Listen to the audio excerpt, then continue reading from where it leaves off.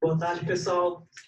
Queria começar perguntando como que está o atendimento do paciente de vocês. Ele está tentando se comunicar com vocês depois das 19 e aí ele está ficando lá pendurado no telefone com a cara parecida com essa. Eu já passei muito por isso. A gente sabe que, do nosso lado, é muito caro manter uma infraestrutura sempre disponível para atender o paciente em qualquer horário que ele esteja disponível. Na verdade, é inviável, né? Você não tem como atender ele 4 da manhã, 3 da manhã, se ele quer se comunicar. Daqui a pouco eu explico. E a situação que a gente tem visto em muitos clientes são instituições operando abaixo da capacidade deles, mas o sofrimento mais grave é com no-show. Pacientes que agendam, muitas vezes esquecem e não comparecem na consulta. Uma pesquisa foi feita há um tempo atrás nos Estados Unidos e chegou-se à conclusão que 96% das reclamações estavam relacionadas a atendimento ao cliente. Só 4% estavam relacionadas ao atendimento médico, no caso dessa pesquisa. Trago esse slide aqui só para contextualizar o tamanho do problema aqui no Brasil, né, citando alguns números. A Cláudia ela vem para resolver esses problemas que eu acabei de citar. A gente é um chatbot, um assistente virtual em formato de chatbot, que automatiza o atendimento de pacientes em instituições de saúde, disponibilizando ali da forma como a gente mais gosta de interagir, uma comunicação 24 horas por dia, 7 dias por semana. Com a Cláudia, as instituições de saúde podem atrair novos pacientes nas redes sociais, fazendo campanhas de marketing. A gente faz o atendimento instantâneo dos pacientes, utilizando inteligência artificial. A gente consegue responder as perguntas frequentes dos pacientes. A gente faz agendamento com geolocalização. Envia lembretes de forma automática também, tá? Sem precisar gerar trabalho extra. E ali passa a existir um canal de comunicação entre os pacientes e as instituições de saúde, onde ele pode, por exemplo, avaliar uma consulta que ele foi, o que ele achou daquela consulta, por exemplo. Tudo isso fica organizado em dashboards, então vocês têm acesso a dados estratégicos do seu atendimento em dashboards, onde você consegue ver esses dados de forma fácil. A gente consegue construir fluxos customizados de atendimento ao paciente e integrado a outros sistemas através das APIs. Um resultado de um cliente nosso, uma clínica odontológica em Itu, no primeiro mês usando a cloud, aumentou em 50% os agendamentos deles, sem mudar nenhuma outra variável. Um dado curioso que eu queria compartilhar com vocês entra mês, sai mês, 60% dos atendimentos na cloud acontecem fora do horário comercial. O nosso modelo é baseado em uma assinatura recorrente mensal e numa taxa de implantação inicial, no caso de pessoas que precisam de integração.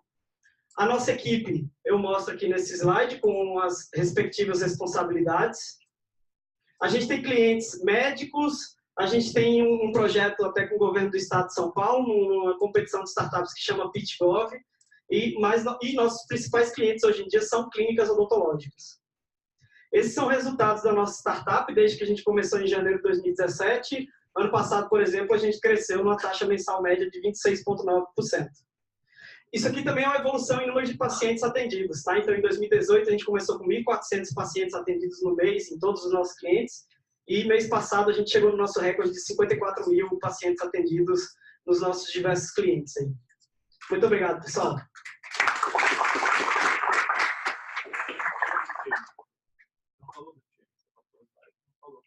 Eu tenho 4 minutos, né?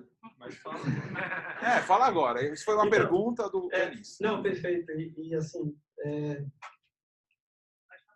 eu mostrei nossa equipe, né? Então, e as respectivas responsabilidades. Então, tem eu e o Thiago, nós somos sócios, fundamos a empresa, né? E a gente tem a Maria e o Thiago ficam mais... Como você pode ver, tem várias interseções, naturalmente, né? Uma startup em fase inicial. E acho que as interseções são até maiores do que essa, né, Cris? No início é assim. E eu, junto com o Thiago, a gente é da parte de negócios e também tem a nossa equipe técnica desenvolvendo o produto. O seu custo, se você crescer muito, ele cresce muito também o custo ou é um custo administrável aí na escalabilidade? O nosso custo é administrável. Eu posso entrar em detalhes com você, né? Mas é absolutamente administrável. A gente vem crescendo. Para atender um paciente 1 milhão, custa o mesmo? Ótima pergunta. Aí você entrou no exemplo concreto, né? Existe variação, claro, de preço, mas o preço, a variação é muito pequena, né? E com volume, usando servidores na nuvem, a gente consegue... O preço de atender 1 milhão é bem diferente de atender um, mas o nosso preço é mais variável se eu atendo 50 clientes ou um cliente. Então, um cliente que me gera 1 milhão de pacientes sendo atendidos, ele me gera bem menos custo do que 50 clientes que atendem 1.000 pacientes, por exemplo. Fechou. E como você formata o preço de venda? O preço de venda é baseado no volume de usuários únicos atendidos por mês. Então, a gente tem planos que variam, iniciando em R$ 149,90 e eles vão subindo dependendo do número de usuários únicos atendidos por mês pela clínica. É isso, não está respondido? Qual a sua margem de lucro? Você tem margem? Eu tenho. Qual que é a minha margem de lucro hoje? Porcentagem. Em percentual?